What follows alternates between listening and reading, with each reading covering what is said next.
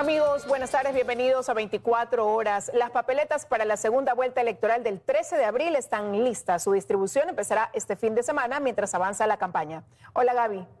Liz, amigos, muy buenas tardes. Además, Petroecuador toma acciones urgentes para la contención del derrame de petróleo en Esmeraldas tras el colapso de un dique. Con esto empezamos. Bienvenidos.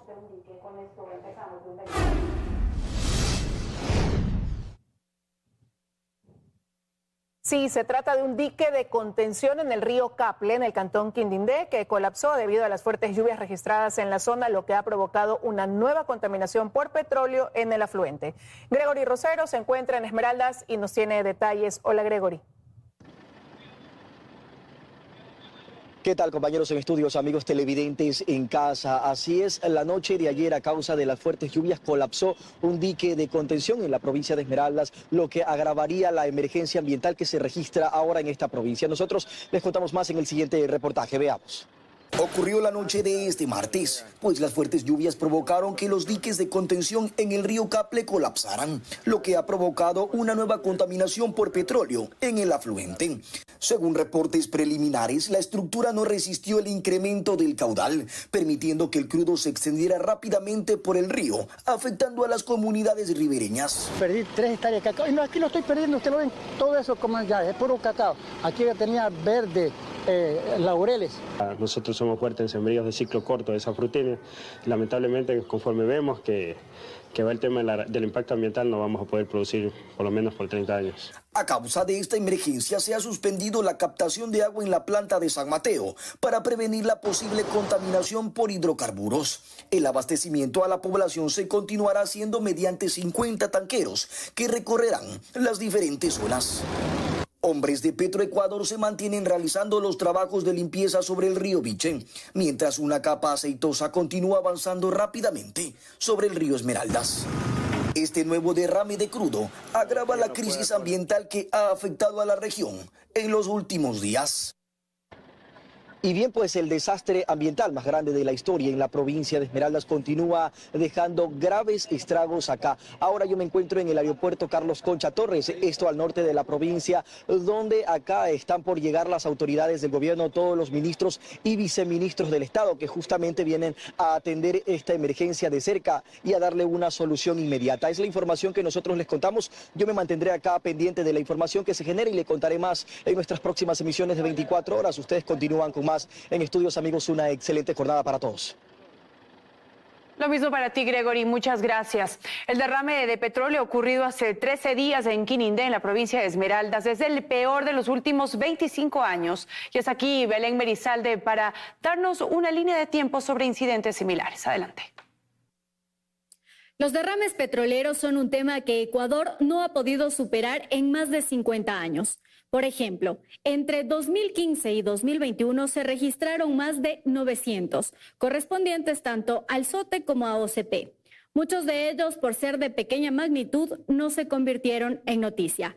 Sin embargo, el último derrame ocurrido en Quinindé, provincia de Esmeraldas, el 13 de marzo, es calificado hoy como el peor de los últimos 25 años.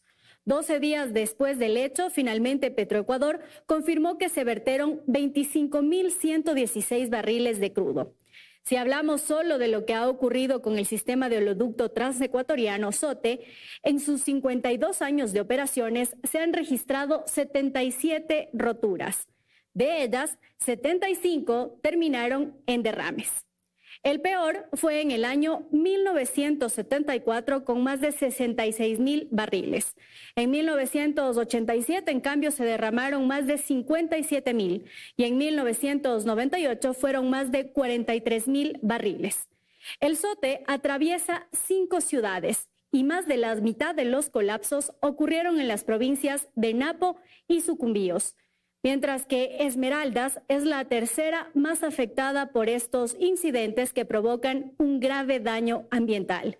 En esa provincia se han derramado hasta ahora 160.000 barriles.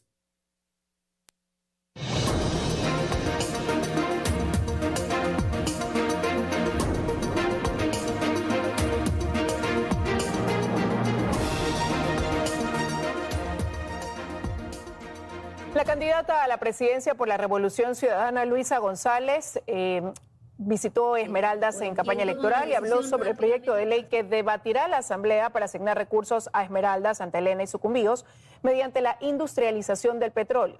Destacó la importancia de esta ley como solución estructural para la provincia. También alertó sobre el riesgo de calificar el derrame de petróleo como sabotaje y que esto impida activar seguros de cobertura ambiental.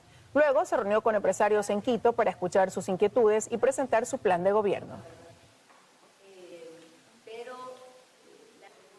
Y por otro lado, el presidente de la República, Daniel Noboa, mantuvo actividades privadas este miércoles, mientras que la vicepresidenciable por ADN, María José Pinto, recorre el país y este martes inauguró la campaña del oficialismo por la reelección de Daniel Noboa en segunda vuelta electoral.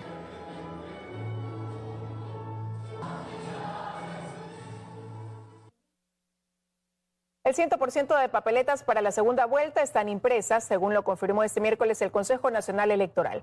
Además, la distribución de los paquetes empezará en las provincias de la Amazonía este sábado. Las 13,7 millones de papeletas que se requieren para esta segunda vuelta están completamente impresas. El Consejo Nacional Electoral confirmó que este miércoles el Instituto Geográfico Militar concluyó esta labor. Con el IGM también tenemos otro material que está elaborándose en esto, lo que serán las actas de instalación, actas de escrutinio, padrones, certificados de votación. Les registran ya un avance de la impresión del 73.5%. Así entonces, la papeleta que recibiremos los ecuatorianos esta vez será de color rosado claro, en un formato A5 y contendrá el logo, los nombres y la fotografía de ambos binomios.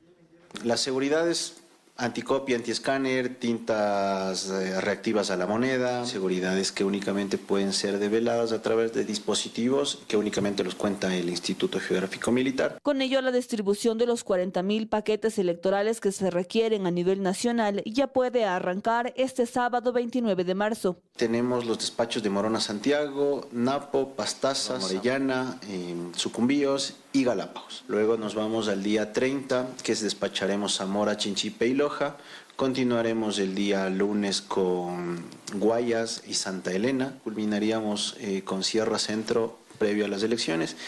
Y Pichincha, que se despacha desde aquí directamente 11 y 12 de abril. Y únicamente hemos despachado 634 paquetes electorales que corresponden a las 3 circunscripciones del exterior. En las delegaciones provinciales igualmente avanzan a paso acelerado. Por ahora se realizan capacitaciones a las organizaciones políticas sobre los reportes de sus gastos y se han tomado acciones respecto a la seguridad. Nos vamos a enfocar bastante en lo que es el centro de procesamiento electoral.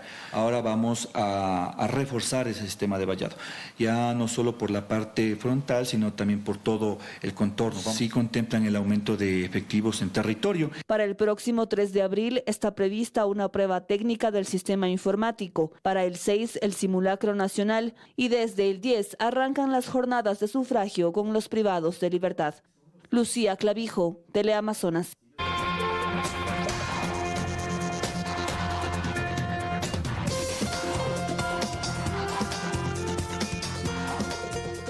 Seguimos con más información, amigos. Estados Unidos entregó a la Fiscalía en Ecuador el celular de Eduardo Franco Loor, retenido el pasado 13 de marzo tras ser inadmitido en ese país. El teléfono será periciado para aportar elementos al caso.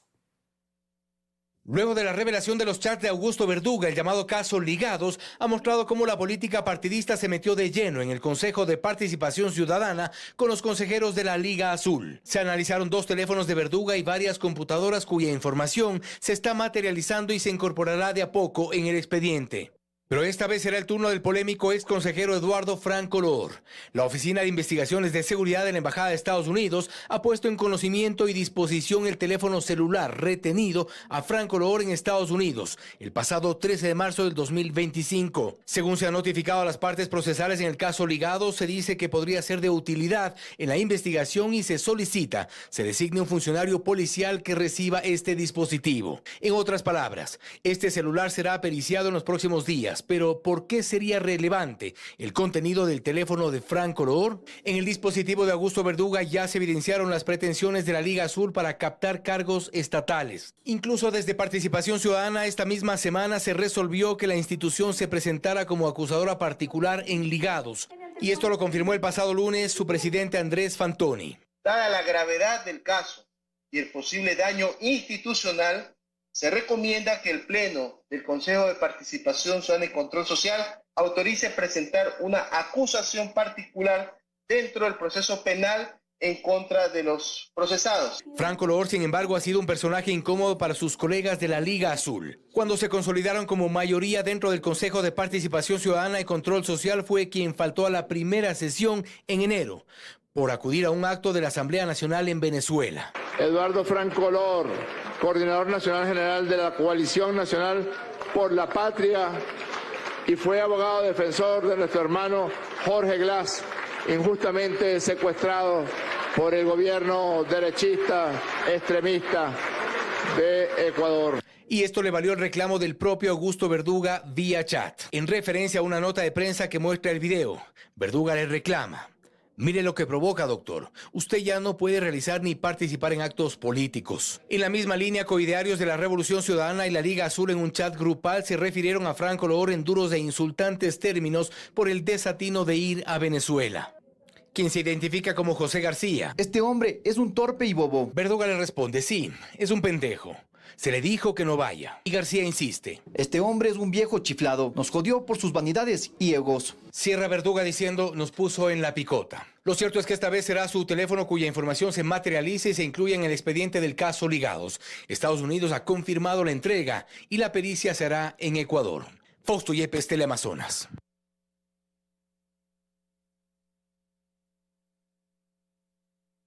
Extranjeras provenientes de Europa y América del Norte firmaron convenios con el Ministerio de Relaciones Exteriores para iniciar y dar continuidad a proyectos de cooperación no reembolsables con Ecuador. Durante los próximos 4 años contribuirán con el fortalecimiento del tejido social, económico e institucional en beneficio de las comunidades más vulnerables para generar condiciones sostenibles de desarrollo. Una nueva explosión se registró en Machala, en la provincia de Iluro. La detonación, que estaría vinculada a un conflicto entre bandas, dejó 7 viviendas afectadas y 2 heridos. Se trata de la 4ª explosión registrada en las últimas 48 horas en Machala. En esta ocasión, la detonación tuvo lugar en Puerto Bolívar, en una vivienda frente al comando del Grupo de Operaciones Especiales. El hecho, que sucedió cerca de las 4 de la mañana de este miércoles, no dejó víctimas mortales, pero hubo 2 heridos, además de 7 viviendas afectadas y un carro volcado, producto de la onda expansiva. Se presume que son cilindros de gas. Ellos le rellenan con varios explosivos, con dinamita, le ponen una cápsula detonante, mecha lenta, y se produce la explosión. La Policía Nacional afirma que la explosión habría sido causada por un conflicto entre bandas. En la zona predominan los lobos espejos y los lobos box. Además, se destaca que la casa en donde dejaron los explosivos pertenece a un familiar de alias Chema, quien ahora es parte de los lobos espejos. Entonces vemos que en estos sectores existe una GDO que está dominando y la otra GDO también que quiere meterse en el tema de microtráfico, en el tema de venta de drogas. Al momento no hay detenidos. De su parte, los moradores de la zona aseguran vivir en zozobra. O sea, yo pensé primero que era un temblor, pero ya cuando salí y vi tremenda columna de humo, ya vi que era un atentado explosivo. Luego del atentado se escucharon como 10 disparos que ocurrieron por acá. Esta explosión se suma a las otras 3 registradas durante la noche de lunes y madrugada del martes en varios sectores de Machala. Una de estas detonaciones causó severos daños en la infraestructura de un puente. Bernarda Ceballos, Teleamazonas. El informe para segundo debate del proyecto de reforma parcial a la Constitución sobre 4 bases militares extranjeras estará listo antes de que termine este periodo. La comisión se reunió y definió el cronograma de comparecencias. La comisión ocasional que tramita la reforma parcial al artículo 5 de la Constitución empezó el trabajo de cara a la construcción del informe para segundo debate. El proyecto tiene por objetivo levantar la restricción constitucional y que las bases militares extranjeras regresen al Ecuador. La comisión se reunió el martes, aprobó el cronograma de comparecencias y definió las fechas. Prevén entregarlo para debate a finales del mes de abril. Esperamos hasta el 28 de abril ya tener listo el informe, pero el cronograma aprobado el día de ayer es que hasta el 13 de abril ya se cierren las comparecencias de lado y lado y empezar a hacer el informe final. Morillo adelanta que habrá 2 informes, pues por el momento las posiciones de los legisladores que integran la mesa están claras. ADN, el PSC y Construye están de acuerdo en dar paso a esta reforma constitucional, mientras que la Revolución Ciudadana con Pachacutic se oponen, aseguró. Nosotros vamos a tener mayoría sin duda, porque es un tema importante para el país, pero sin embargo va a estar la postura también de la Revolución Ciudadana que se opone al tema de la seguridad. Esta comisión está presidida por el correísmo. La asambleísta Gisela Garzón no habla de una posición tajante ante esta reforma. Lo que sí asegura es que el cambio no permite dejar claros los candados. Eso no significa que no estamos de acuerdo con los temas de cooperación internacional. Hemos hablado de la necesidad de fortalecer las relaciones bilaterales, de nuevamente retomar el tema de la Comifron, pedir ayuda a la Unión Europea e incluso cooperar en materia de capacitación e inteligencia con otros países al tratarse de un tema que tiene un carácter regional. Y sobre el informe de posiciones aclara. Hasta que se reconstituya la siguiente asamblea y revisen lo que vamos a dejar, elaborado, necesitarán al menos unos días. Entonces, la prórroga tenemos que pedirla sí o sí, no es, negociable. Y de allí lo otro, acabar presentando un informe en este periodo, no me parece mal. Una nueva convocatoria a comparecencias está prevista para este viernes 28 de marzo. Académicos, expertos en seguridad y periodistas están en la lista de invitados.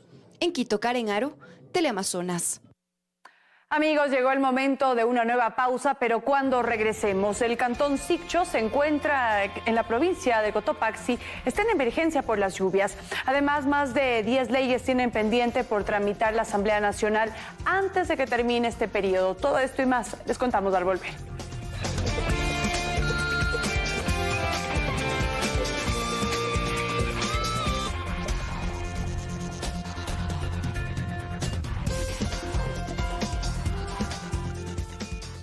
Estamos de regreso con más información. El COE cantonal de Sicchos en Cotopaxi declaró el estado de emergencia por riesgos naturales.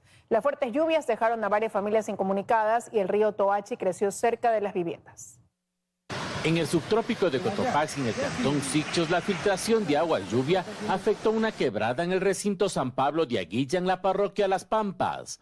El desplome de una parte de la montaña afectó infraestructura. Varias viviendas están en peligro y algunos pobladores han sido evacuados.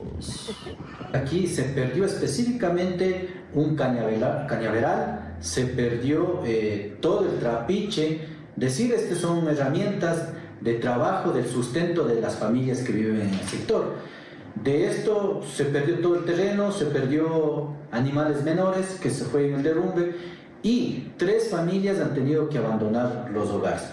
¿Por qué? Obviamente porque estas casas están muy cerca al derrumbe donde se dio inicio.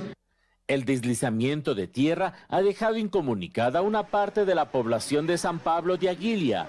De igual manera, en el sector Las Praderas del Toachi, en la parroquia Palo Quemado, aguas arribas del embalse, el agua del río Toachi ha crecido. Pasado por encima de un puente, están a punto de perder el puente, entonces solicitamos a CELEC, por favor, ayudar en el sector para la construcción de un nuevo puente carrozable, que es muy necesario para la gente que vive en este sector, y también tratar de hacer la limpieza del río Toachi, porque de una u otra manera los sedimentos están subiendo y nos está muy cerca el agua hacia las casas de esta comunidad que habita nuestra gente. Ante estas afectaciones, el COE cantonal se reunió con la participación de todos sus integrantes y tomaron varias resoluciones para precautelar la integridad de la población. Y hemos declarado en emergencia al cantón Sicchos, obviamente a todo el cantón, porque también los derrumbes, la lluvia nos ha afectado también en proporciones en algunos lugares, en pequeños, medianos y grandes. Todas las mesas técnicas están activas. En Sicchos, Juan Pablo Toro, Teleamazonas. La ministra de Educación, Alegría Crespo, confirmó que solo existe el 1,73% de deserción escolar en el país. Esto mientras en la costa y en Galápagos ya ahí se inició el proceso de traslados y matriculación en instituciones educativas. Nacional de Educación. La ministra de Educación, Alegría Crespo, en nuestro espacio de entrevistas 24 horas, rechazó la información del sistema educativo que mencionó la candidata por la Revolución Ciudadana, Luisa González, en el debate presidencial. Las afirmaciones presentadas por la candidata González, no sé de dónde las sacan y me atrevo a rechazar contundentemente por todas las acciones y resultados del plan de acción del Ministerio de Educación. Crespo destacó que la cifra de deserción escolar se redujo a comparación a otros años, lo cual se refleja en un 1,75% de nuestra población estudiantil. Esto comparando con gobiernos anteriores, con años anteriores, en el 2009, 2010, la tasa de deserción era del 4,3%. Y entre las causas están: es una problemática multicausal. Uno de los factores es la movilidad humana. Por supuesto, otro de los puntos a considerar en la tasa de matriculación. Mientras, en el régimen Costa Galápagos, representantes legales acuden a las direcciones distritales de educación para conocer cómo se realiza el proceso de traslado y matriculación de sus representados a unidades educativas públicas. Este proceso se realiza a través de la web. En muchos de los casos resulta fallido. Desde muy temprano, Bexy Gavilanes acudió al distrito Tarqui, ubicado en la avenida de las Américas en Guayaquil, para tener información del proceso de traslado de sus hijos. Este ha presentado problemas. Todo es en línea, pero últimamente para hacer el traslado no pude hacerlo porque me sale que el código de la planilla no existe. A diferencia de Karina Vélez, que se dirigió al Distrito de Educación Portete para recibir información del proceso. Me dieron los requisitos, meterme a la página, solamente tengo que estar atenta. Según el cronograma del Ministerio de Educación, desde el 18 de marzo al 21 de abril, se deben realizar los traslados y matriculación de estudiantes del sistema educativo público. Erika Vera, Teleamazonas. Al menos 14 leyes tiene pendiente por tramitar la Asamblea Nacional antes de terminar este periodo. El Código de la Niñez y un paquete de reformas al COIP están en la lista. Menos de 2 meses en funciones le quedan a esta Asamblea Nacional. En ese periodo, la legislatura ha aprobado 53 leyes, pero tiene pendientes otras 14 por tramitar. Entre ellas, las reformas al Código Penal, 2 reformas parciales a la Constitución de la República, además de reformas laborales, y la deuda que tiene la Asamblea es el Código de la Niñez, que lleva casi 7 años en pausa. El código está listo, pero solo falta llevarlo a votación. Para su aprobación o para su archivo. Pero yo creo que también debemos asumir la responsabilidad.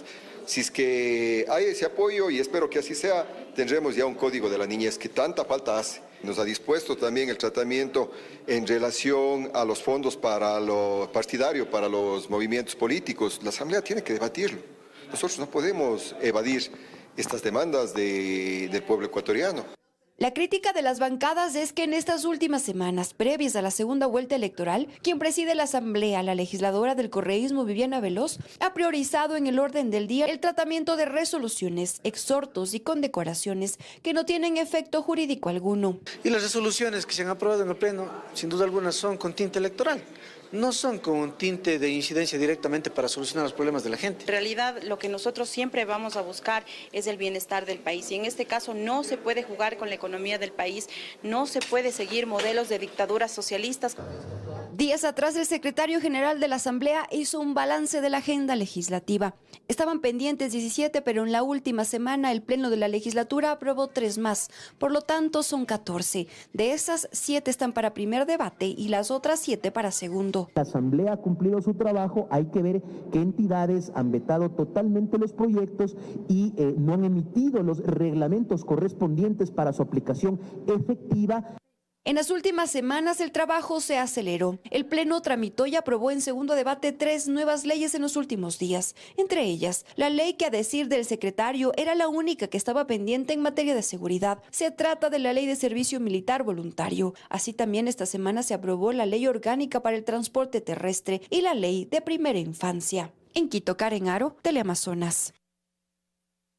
La Cámara Ecuatoriano-Británica desarrolló este miércoles la 3ª edición del Foro de Equidad de Género, un espacio para impulsar estrategias colaborativas entre el sector público y privado con miras a promover la inclusión de las mujeres en cargos directivos y garantizar la igualdad de oportunidades. De acuerdo con la ONU, la diferencia salarial entre hombres y mujeres en el Ecuador bordea un 16%, mientras que las mujeres integran en un 16% las juntas directivas de las empresas más grandes de nuestro país.